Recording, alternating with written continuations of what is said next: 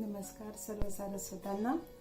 मी doctor Alka Naik, Mumbai, कवडसा परीक्षक, महाराष्ट्र प्रदेश Congress committee सांस्कृतिक विभाग आणि टू बी कंटिन्यूड एंटरटेनमेंट यांच्या संयुक्त विद्यमाने जी राज्यस्तरीय स्वलिखित काव्य वाचन काव्य सादरीकरण स्पर्धा 2021 आयोजित केली. त्यामध्ये सर्वप्रथम मला परीक्षक म्हणून आमंत्रित केल्याबद्दल सर्व कमिटीचे मी धन्यवाद मानते आणि सर्व कार्यास त्यांना शुभेच्छा देते. या स्पर्धेसाठी आपण केवळ महाराष्ट्रातून नाही तर देशाबाहेरून सुद्धा अनेक कवींनी सहभाग नोंदवला. ही खूप उल्लेखनीय बाब आहे. आणि तसंच जे सारस्वत यामध्ये विजयी झाले म्हणजे ज्यांना बक्षीस मिळालं त्या सर्वांना खूप शुभेच्छा तर आहेतच, आणि त्याचबरोबर ज्यांना बक्षीस मिळालं नाहीये त्यांनी सुद्धा नाउमेद न होता एक लक्षात ठेवायचं की कविता ही आपल्या मनाची संवेदना आहे, जाणीवा आहेत मनाच्या, त्या आपण फक्त प्रकट करतो आणि त्या माध्यमातून आपण वाचकांतर्फे पोचतो.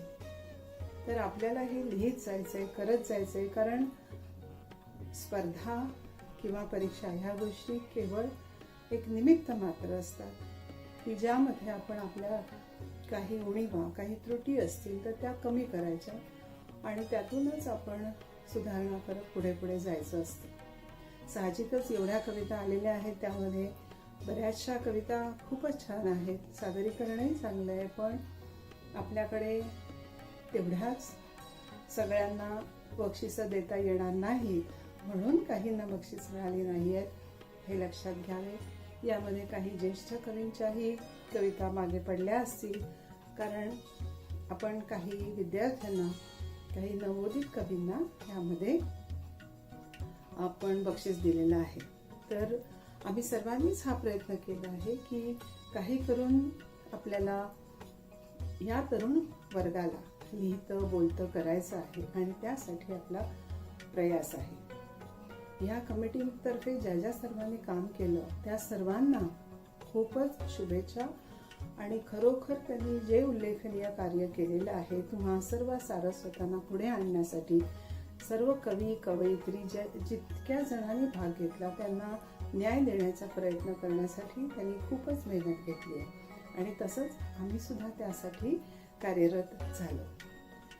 तर आपल्या या काव्य क्षेत्रातील साहित्यातील पुढील वाटचालीसाठी आपल्याला सहस्त्र शुभेच्छा, लहानांना आशीर्वाद आणि कमिटीमधील सर्व अध्यक्ष आणि त्यांचे व्हॉलेंटियर्स या सर्वांना अनंत शुभेच्छा. धन्यवाद.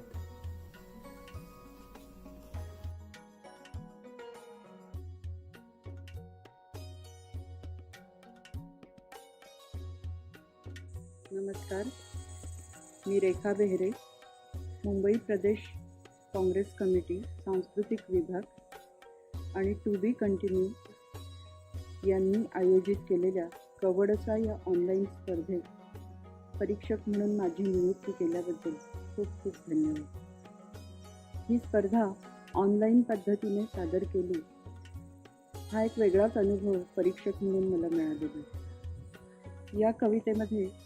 या कवितांमध्ये ऑनलाईनला म्हणजे प्रेझेंटेशनला महत्त्व आलेलं आहे.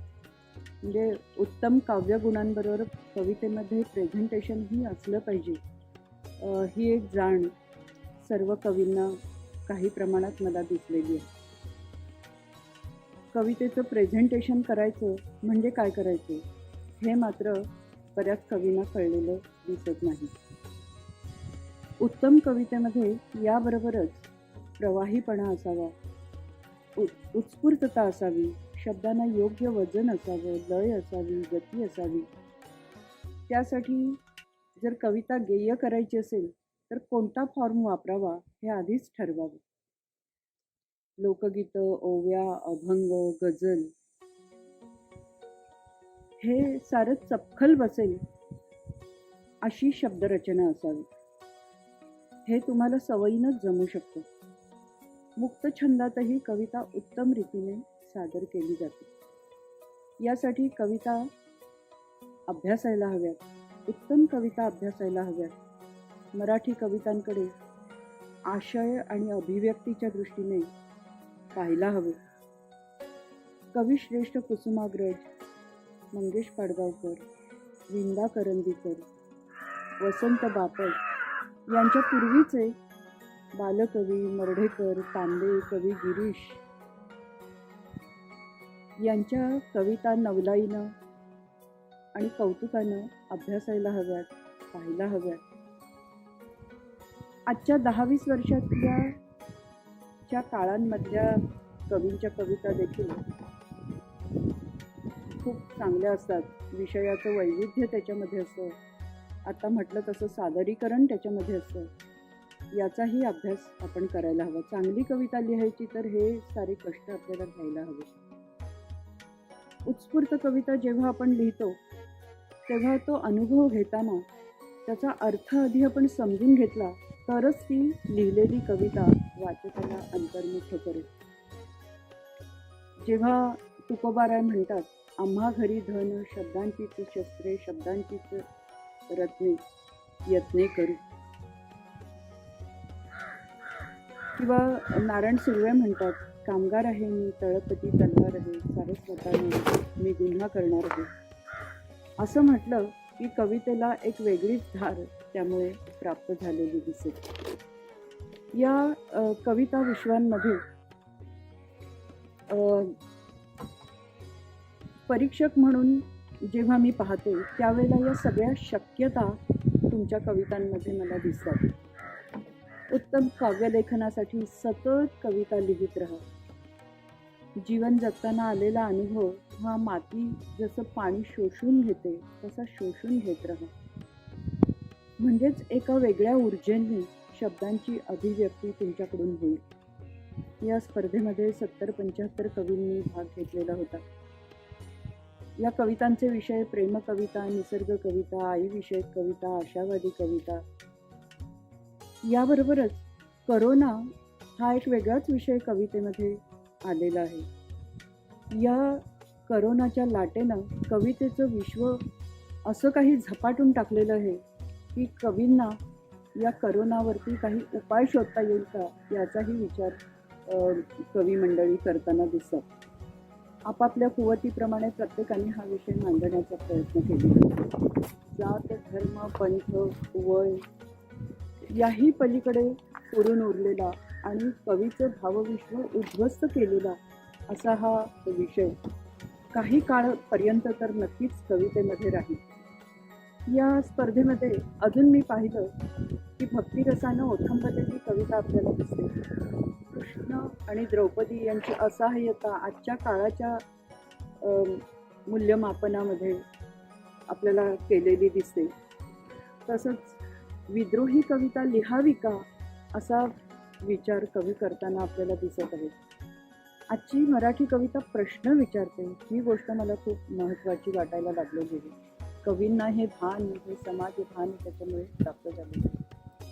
शाळा कॉलेजात जाणाऱ्या विद्यार्थ्यांपासून ते 70-75 वर्षाच्या बुजुर्गांपर्यंत कविता लेखनामध्ये सहभाग घेतलेल्या मंडळी आपल्याला दिसतात. या सगळ्यांचे विषयांचं वैविध्य आपल्याला दिसतं. शाळा कॉलेजमधल्या विद्यार्थ्यांना प्रेम हा विषय महत्त्वाचा वाटतो, तर बुजुर्ग व्यक्तींना परिपूर्ण संसाराचं चित्रण करण्याची एक खूप मोठी आशा या कवितेमधून आपल्याला दिसत आहे. काळ बदलला, अभिव्यक्ती बदलली, विषय बदलले. 1905 सालापासून ते आजपर्यंत ज्या कवितांचे विषय होते हे विषय बदलून आजचे विषय, नवे विषय आलेले आहेत आणि कवीने ते आपल्याला या कवितांमध्ये मांडून दाखवलेले. आजचा कृष्ण, आजची द्रौपदी, आजची आई, आजची स्त्री या साऱ्यांचं चित्रण आपल्याला इथं दिसतं. साधं भोळं भावविश्व कोलमडून पडलेलं आपल्याला दिसतं. विचारांना प्रवृत्त करणारी, अधिक गहिरं करणारी अशी आजची कविता हे या काव्यस्पर्धेचं वैशिष्ट्य आहे असं मी म्हणेन. सर्व कवींना मी सुयश चिंतते, विजेत्यांचे अभिनंदन करते आणि आयोजकांचे पुन्हा एकदा आभार मानून मी 2 शब्द संपवते. नमस्कार.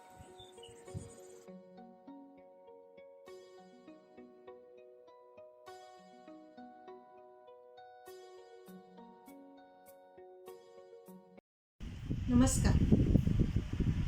महाराष्ट्र प्रदेश काँग्रेस कमिटी सांस्कृतिक कला मंच विभाग आणि टू बी कंटिन्यू एंटरटेनमेंट यांच्या संयुक्त विद्यमाने कवडसा या काव्यस्पर्धेमध्ये अनेक कवी कवयित्रींनी सहभाग नोंदवला. या काव्यस्पर्धेमध्ये फक्त महाराष्ट्रातूनच नाही तर भारताबाहेरून सुद्धा कविता आल्या होत्या. ही खूप आनंदाची गोष्ट आहे. तसेच या काव्यस्पर्धेमध्ये अनेक विद्यार्थी आणि विद्यार्थिनी आपला सहभाग नोंदवला. ही खूप कौतुकाची गोष्ट आहे, कारण तरुण वर्ग जेव्हा लिहू लागतो, सकारात्मक विचार करू लागतो, तेव्हा बदलाव येतो. असे म्हटले जाते की जो काम शमशेर नहीं कर सकती वो काम कलम कर सकती है. मनात उपजणारी भावना जेव्हा सहज साध्या शब्दामध्ये लिहून काढली जाते आणि ते शब्द किंवा ती कविता ऐकणाऱ्यांच्या वाचणाऱ्यांच्या मनात उतरते, तेव्हा ती कविता चांगली अशी समजली जाते. कविता पाठ असेल तर त्याचे सादरीकरण छान करता येते. निदान काव्य स्पर्धेसाठी तरी कविता पाठ असायला हवी अशी समज आम्हाला आमच्या वरिष्ठांनी दिली होती. कविता करताना जर काही शब्द अलंकारित वापरले तर त्या कवितेची समृद्धता वाढते. मराठी भाषेमध्ये अनेक म्हणी आहेत, वाक्प्रचार आहेत, सुविचार आहेत. याचा जरी वापर केला तरी कविता चांगली होते. आता माझीच कविता घ्या ना, आवरण ही कविता. आवरण ही कविता अशी आहे.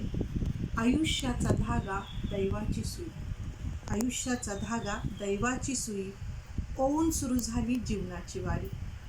बलवत्तर दैवाला नक्षीची झालर, बलवत्तर दैवाला नक्षीची झालर, दुर्भाग्याच्या वाट्याला धाव दोऱ्यांची चादर. येथे झालरही नव्हती, येथे झालरही नव्हती, धाव दोराही नाही. उसवल्याची खून मात्र जिथे तिथे दिसायची. धडपड मग लगेच टाक्यावर टाका घालण्याची. टाकी घालतानाही सुई बोटांना टोचायची, टाकी घालतानाही सुई बोटांना टोचायची. रक्ताच्या थेंबांनी बोटे मात्र रंगायची. रक्ताचे डाग दिसू नये म्हणून मेहंदी लावायची, रक्ताचे डाग दिसू नये म्हणून मेहंदी लावायची. मेहंदीची लाली मात्र सर्वांना दिसायची. भाग्यवंताचे हात, भाग्यवंताचे हात अशी ओळख लोकांना व्हायची, भाग्यवंताचे हात अशी ओळख लोकांना व्हायची. 75 कवितांमध्ये अनेक कवीच्या कविता उल्लेखनीय होत्या. जसे माणसाला माणूस म्हणून जगू दे, माझी शाळा, साकडे, तसंच वो लोग, नजर खुणावते, केली कशी दलाली, अनेक कविता उल्लेखनीय होत्या. पण एवढ्या कवितांमधून फक्त 3 नंबर काढणे आणि 2 उत्तेजनार्थ तसे कठीणच काम होते. तरीसुद्धा आम्ही न्याय देण्याचा प्रयत्न केला आहे. पुरस्कार मिळो अथवा न मिळो, पुरस्कार मिळो अथवा न मिळो, तुम्ही लिहित आहात यातच सारे काही आहे. शेवटी मी असे म्हणेन किंवा शुभेच्छा देईन की असेच तुम्ही लिहित राहा, अनेक सशक्त साहित्यिक बना.